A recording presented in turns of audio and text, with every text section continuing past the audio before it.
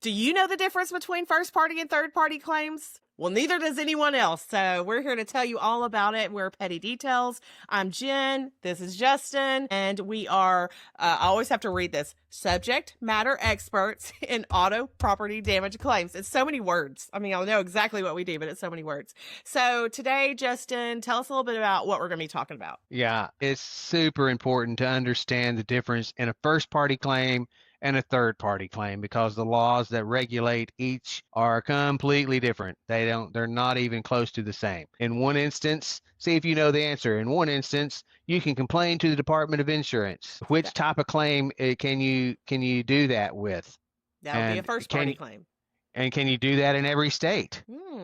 I don't know, because you're the expert at that. Right. So to demonstrate sort of how hard it is to understand, give me some of the questions you get from people that you hear that exposes they don't understand that difference between first and third party claims, such as they'll threaten an insurance adjuster with something and they don't understand what their threat is. So right. You have some examples. They'll say, I'm going to make a complaint to the Department of Insurance. Well, okay. That's just like we said, you can't against their policy if they don't care. Well, but see what you just said, that's the point, is like that they think they can make a complaint to the Department of Insurance, but they don't understand first party and third party. First party, you're a consumer. The Department of Insurance is a consumer protection agency. This is an instance where you have a contract with an insurance company that says they will honor that contract and follow the rules that the Department of Insurance made for them when they sell that contract. You have to be a consumer, and then you can file a complaint if they don't follow the rules. If they don't follow the rules of the policy or the rules of the Department of Insurance, you can file a complaint with the Department of Insurance. And as long as you're the customer, it's a first party claim. As long as you're a party to the contract, you can make a claim to the Department of Insurance. But if you are filing a claim against Joe that rear-ended you and he has so-and-so insurance company, you can't threaten so-and-so insurance company with anything. They didn't wreck into you and you have no contract with them. So if you want to file a complaint with the Department of Insurance, tear yours. Go ahead. Well, fine.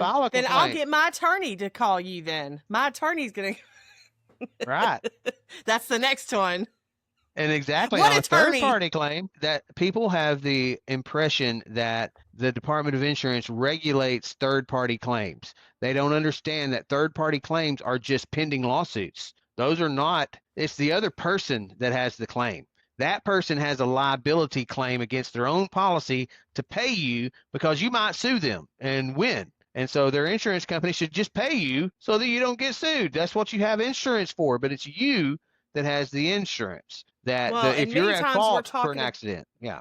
Well, and many times, like when we're talking about diminished value, it's a little bit different than total losses. And so it's, it can all get sort of jumbled whenever it depends on what subject you're talking about. But I think you should not try to complicate it. No matter what kind of claim you have, it's either with your own insurance company or it's not with your own insurance company. Yes. And certain types of claims you can file with your own insurance company, and certain types of claims you can't. My screensaver went on. I had to turn my screensaver off. It just goes Please black do not in do my that room. again. It's like all of a sudden I look at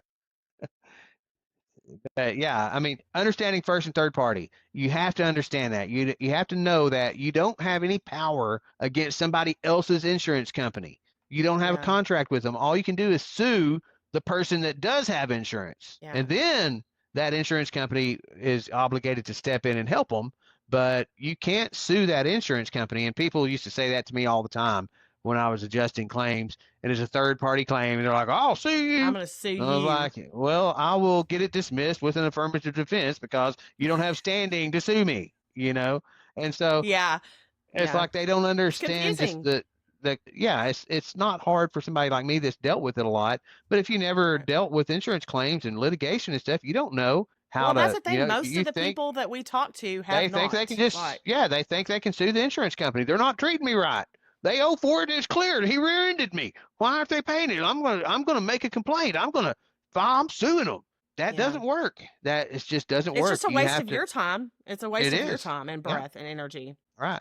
You need Unless, someone like us that can tell you exactly what you're supposed to do, what you need to be doing. That's right. what we do all day, every day. Yeah, that first and third party stuff is really important to understand. And I think that's really the whole point of this video here, is just to drive into your head that, look, somebody else's insurance company, you can't force them to do anything. They didn't wreck into you. And you have to Yeah. remember that. You have to know that you can't hold them responsible for your damages. It's the other person that's responsible. And luckily, they may have insurance that'll pay for it, but you may have to force a court to say how much that is owed before the insurance company will pay you fair. Not the case on first party. You have contractual remedies like the appraisal clause, the right to appraisal. You have other things in your policy that will help you to, like your mitigation clause, duties after an accident that you're required to protect that property after it's wrecked. So reasonable charges for protecting that property are going to be owed. And so those are types of things that you have to read your policy. When it's a first party claim, that's your friend. Third party claim, you have to know how to leverage your knowledge. And you can still get third party claims settled, but you have to be very smart, and you have to really leverage case law and knowledge, and sometimes have an attorney help you, And be or maybe file relentless. a small claim suit, all the stuff like Liam Neeson did in Taken. Yes, yes. Our spirit Yeah. animal. Your spirit animal for sure. Well, yes. Right. Well, really, if you have any questions about first party versus third party, you can always go to our website.